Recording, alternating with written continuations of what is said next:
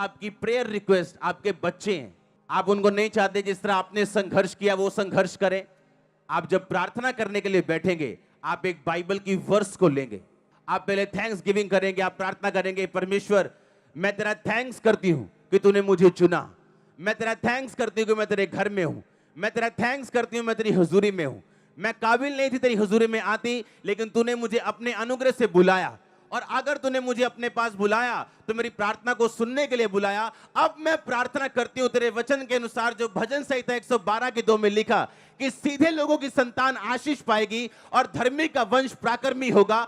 अब मेरे बच्चों को छू और उनको ऐसा छू वो प्राकर्मी बने। अगर प्राकर्मी बनने में कोई भी उनकी गंदी आदत है वो छूट जाए, अगर शैतान उनको तंग करता है वो चला जाए। हे परमेश्वर मेरी संतान को छू और उन्हें प्राकर्मी कर, उन्हें सामर्थ्य कर, ये आपकी प्रार्थना होगी। उसने कहा सब कुछ पूरा। अब आपको इमोशनल नहीं, स्पिरिचुअल स्क्रिप्चुअल बनना है। आमीन। ये चर्च उन लोगों के लिए नहीं है जो बाइबल को सुनने के लिए आते हैं, ये चर्च उन लोगों के लिए है जो बाइबल को खाने के लिए आते हैं। उसने कहा इसे खा ले, इसे अपनी आंतड़ियां इससे भर ले। इसे सुनना नहीं है सिर्फ, बाइबल को क्या करना है?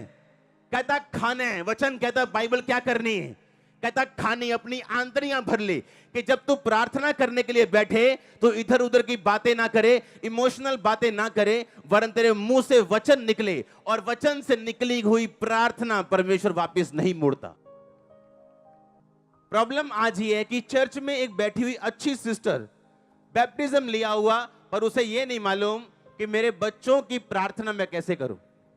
प्रार्थना करने का तरीका है कि सबसे पहले वर्शिप से शुरू करो कि पिता मैं तेरा थैंक्स करता हूं, तूने मुझे चुन लिया, मुझे अपने पास बुला लिया। कोई मायने नहीं करता मेरी कंडीशन अब कैसी है, पर मैं तुझे जीवित परमेश्वर को जान चुका हूं।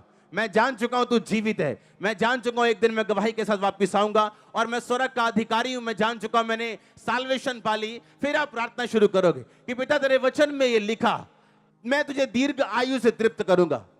परमेश्वर तू जानता है कि ये बीमारी जो मुझे है ये मुझे दीर्घ आयु जाने नहीं देगी, इसलिए इस बीमारी को हील कर ताकि मैं दीर्घ आयु में जा सकूं। पिता बीमारी के साथ दीर्घ आयु किसी काम की नहीं, गरीबी के साथ दीर्घ आयु किसी काम के नहीं। मुझे आशीषें भी दे कि मैं दीर्घ आयु जी सकूं और आनंदित होकर जी सकूं। तूने कहा कि मैं तुझे उद्धार दिखाऊंगा, अपना उद्धार तुम्हें दिखाऊंगा। तुम मुझे उद्धार दिखा मेरे बच्चों में, मेरी फैमिली में, मेरे फाइनेंस में, मेरी बॉडी में, मेरी स्पिरिट में, मेरी आत्मिक जिंदगी में।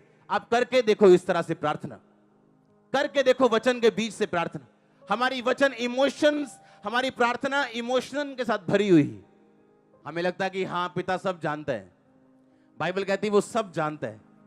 अगर आप परमेश्वर के सामने अपना केस प्रकट नहीं करेंगे और आपको यह नहीं लिख पता कि बाइबल में कहां आपकी ब्लेसिंग के बारे में लिखा।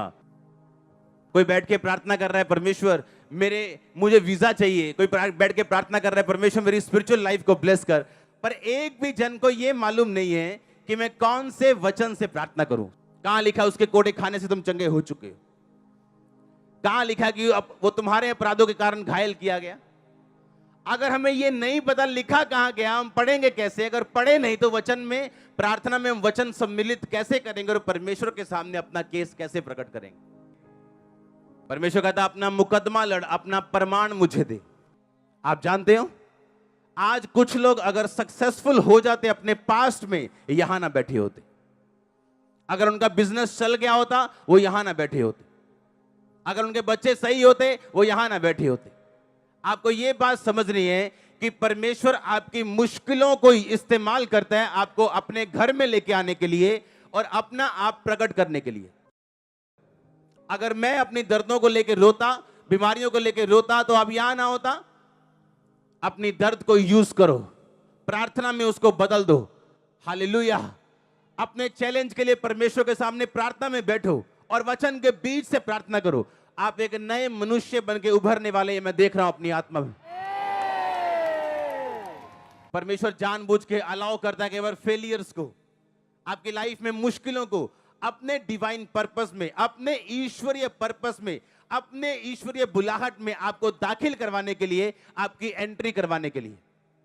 वो मुश्किल जो आपकी लाइफ में है वो एक एंट्री कार्ड है आपका उस प्रोग्राम में जो जीसस क्राइस्ट के द्वारा डायरेक्ट किया गया। और आप उस प्रोग्राम के हीरो हो।